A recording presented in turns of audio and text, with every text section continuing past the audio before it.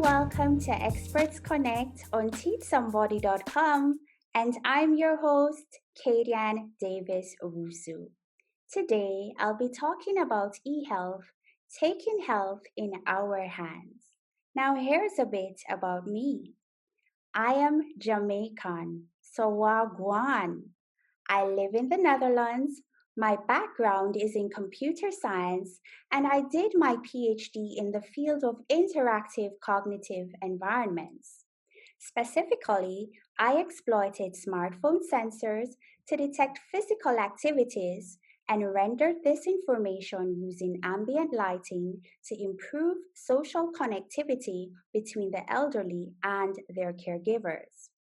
It's called the social hue. In my postdoctoral research, Food Sampler, we examined the contextual factors surrounding eating behavior and leveraged creative design techniques to engage people in reporting their eating behavior. Now, all this was done in an effort to generate the necessary contextual knowledge on eating behavior and to inspire obese and overweight patients to transition into a more mindful and helpful eating behavior. Now let's get started. Health disparities, a systemic challenge. Now, according to the World Health Organization 2017 report, half of the world lack access to basic healthcare services. Every year, 100 million people are pushed into extreme poverty due to out-of-pocket healthcare costs. Now that's alarming. I'd like to introduce you to my friend Rob. Now Rob lives in the United States of America and he's trying to maintain a healthy and active lifestyle. Recently, Rob went to the doctor and unfortunately, he was diagnosed with type 2 diabetes. Rob wants to live longer. So how can we help Rob to maintain a healthy and active lifestyle and improve his condition? I think I've found the solution. Mobile devices are everywhere. I mean, they are pervasive. Now, the Pew research in 2019 asserted that over 5 billion people have a mobile device, and also 3.5 billion people have smartphones. Now, if we have access to the internet, wearable devices, mobile apps, and social media, then these tools can help us to address the health disparity issues and, by extension, help our friend Rob. You've been hearing about eHealth, haven't you? Especially in COVID-19. But what exactly is eHealth? Now, my favorite reference, Shaw et al., 2017, they argue that it is the use of information and communication technologies to improve the following. 1. The quality of healthcare and its systems. 2. Communication between healthcare providers and consumers. And 3. To improve consumers' health and well-being. So eHealth is definitely the solution to help Rob. Shaw et al. Further classified eHealth into 3 domains. 1. Health in our hands, which includes self-monitoring and self-reporting of our health and wellness data. 2. Interacting for eHealth, which includes teleconsultation, coaching, and telemonitoring to drive patient-practitioner communication. And we're seeing this being demonstrated in this pandemic economy, whereby many people are experiencing and engaging in virtual care, as well as telekiosk, teleconsultation with their health providers. So it's really happening. And the third one is data enabling health. Now that includes the storage of medical records, Examples include electronic medical records or electronic health records. Also, this includes the processing and storage of health data generated from devices and apps. Now, all this, health in our hands and data enabling health, lead us to the notion of personal informatics. The purpose of personal informatics is self monitoring or self reflection to provide us with actionable and data driven self insights to help us to make positive changes in our own behavior. Now, what are the benefits of personal informatics? It propels the transition from a mindless state to a mindfulness mindset. It supports the prevention, treatment, and management of chronic diseases. Now we are finally getting to a solution to help our friend Rob. Are you feeling me? Yes, I know you are with me, so let's continue. Now, what are the tools that we can leverage in personal informatics? First one, wearable sensors. I have my Fitbit, but I forgot it. That's a problem that you'll see later on. Yeah, but the tools that we can leverage, wearable sensors. So examples include fitness trackers like the Fitbit, smart watches like the Apple Watch, blood pressure monitors, and biosensors. And biosensors are sensors that can detect your heart rate, your respiratory rate, your temperature, and the list is exhaustive. Also, another unique tool that you can use is your smartphone. Remember, I told you that I leverage smartphone sensors to detect physical information earlier? Yes, so they are useful to monitor how you're moving.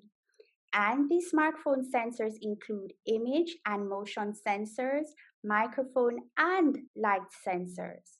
Let's look at how you can leverage these sensors to improve your overall health. Now, the image sensors provide facial detection, and by that, you can improve your skin health as well as your mental health. The motion sensors can help you to improve your sleep quality, monitor your physical activity, and it can be used for fall detection. Mobile apps, social media, and web portals support self monitoring and social sharing of health information. Now, let's look at some more application areas of personal informatics. And I'm sure you can identify with some of these that I'm going to give you. Now, let's look at food and physical activity monitoring. Now, some of us want to know how many steps we're taking on a daily basis. Some of us want to know on a monthly basis. So, we're seeing all these actionable steps like collecting information to give us data insights. So, we're tracking our food intake to see if we're going to lose some weight, yeah, or as well as if we're eating healthily, etc. So we leverage apps like MyFitnessPal and the Fitbit to see how many steps we're taking, what's our blood pressure, etc. For Rob, I think a useful app for him would be the MySugar app for his blood glucose monitoring. And for people who can't remember to take their medication, especially it's very relevant for elderly people, we have medication management applications such as Pill Reminder and Medication Tracker, MediSafe. And another important one that some of you might be leveraging is hydration tracking, right? You want to know that you're drinking enough water, so you can use the daily water tracker reminder. Another thing that's exciting that we can do on our smartphones or any mobile device is to track our moods. And we all know that maintaining excellent mental health is very important for our health and well being. So you can exploit Stigma as well as Dalio. And if you are like me, if you have a symptom and you don't necessarily want to go to the doctor, right? And I'm not telling you that if you are ill, don't go to the doctor. That's not what I'm telling you. But normally, what some of us do is initially we research our symptoms. And to do that, you can use WebMD, Healthline, as well as we have this social sharing health community called Patients Like Me. I encourage you to use it because a lot of people who have chronic diseases as well as simple illnesses, they have the symptoms, you go, you share, and then they can help you. They tell you how they deal with it, how they solve it. But as I'm saying, please, disclaimer, please go to your health provider first. Another one of my favorites that I really find interesting and relevant is the medical emergency application area. Let's take, for instance, Rob falls unconscious, God forbid. Now, how can we help Rob? How can the medical emergency personnel help Rob? How will they know what medication is he allergic to? Who are his medical contacts? What's his blood type, etc. All this information can be stored in medical ID and it's accessible without any need for password or any unlocking feature and made readily available to the emergency personnel on your smartphone.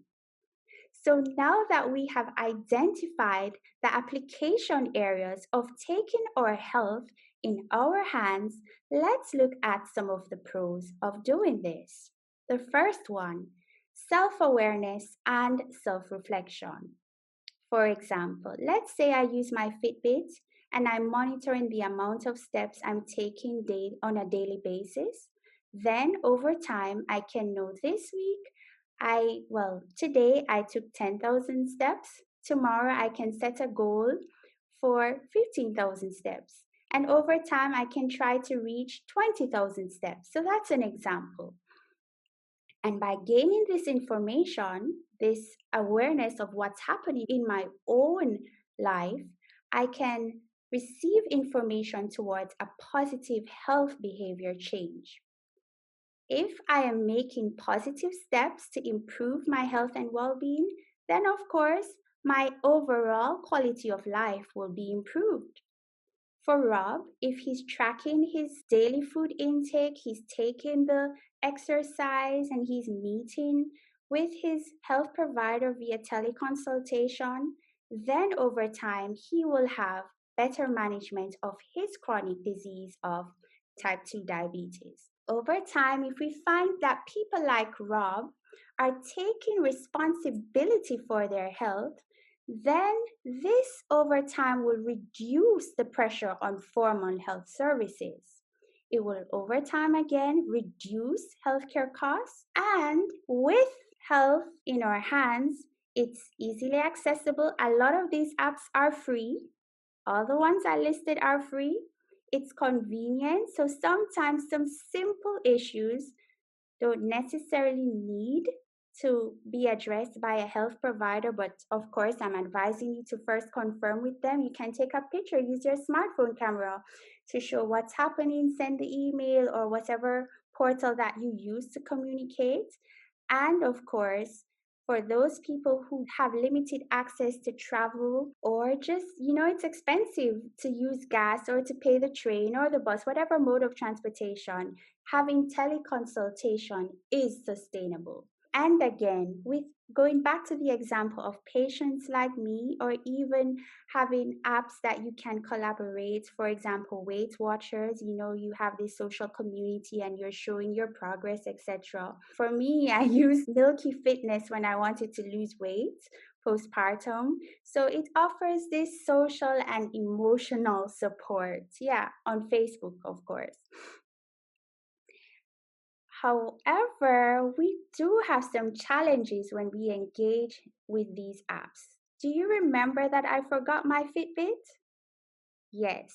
So many times we are so motivated towards a health behavioral change and we're like, yes, I'm going to set goals and I'm going to do this and I'm going to do that. And then we simply forget. Life happens. Or sometimes we fall into depression and we just stop, or we're not seeing the results that we want and we stop, right?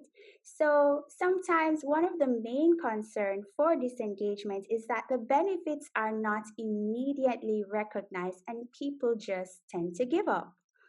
Also, another thing that we have to consider is that people, you have this app, but what are they doing with the information that you are providing to them? Do you trust them? Those are some of the considerations that one has to make when they use a health app. Do I have control over the information that you are collecting? Also, some devices, when you install them, they want access to your social contacts, your email, etc. What are they doing with it? I mentioned forgetfulness. When we consider food monitoring, sometimes you eat something and it's not there, it's just not there, so you have to substitute, and that's not necessarily honest. So that's a challenge that we're facing with some of these apps. So another issue that we find, especially with obese and overweight patients, is that they don't have this contextual information. For example, have you ever found that when you are at the train station, just especially in the Netherlands, they have this really crispy stuff, and fried food smells good, right? So that's a temptation. So you are triggered by the smell of food, and then you are drawn to eat it even if you're not hungry. Or let's say you're watching the TV. Do you find yourself eating chips while watching TV? Or do you find it that, especially those who suffer from sleep apnea, is it that when you don't have a good night of sleep that you tend to overeat? Is that the problem? Yes, I understand. Yes, I do understand. So if you're reporting but you're using these apps but you're not getting the whys, then we have a problem. So that causes disengagement. And again, there's this lack of personalization. Most people who design apply this one size fits all mentality, and that doesn't work, especially when you're dealing with people, right? And then we have the psychosocial factors. This is a lot to consume.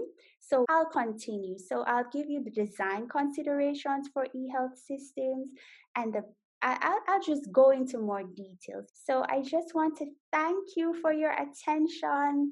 One love. I hope the information that I provided on eHealth, taking health in our hands, was extremely beneficial for you. To my audience, thanks for tuning in on Experts Connect. I'll see you next week where we will discuss exciting topics that will ignite your passion for learning. If you like the information presented, I invite you to head on over to teachsomebody.com and share your questions and your comments. Please also subscribe to our YouTube channel and follow us on Spotify, Apple, and Google Podcasts.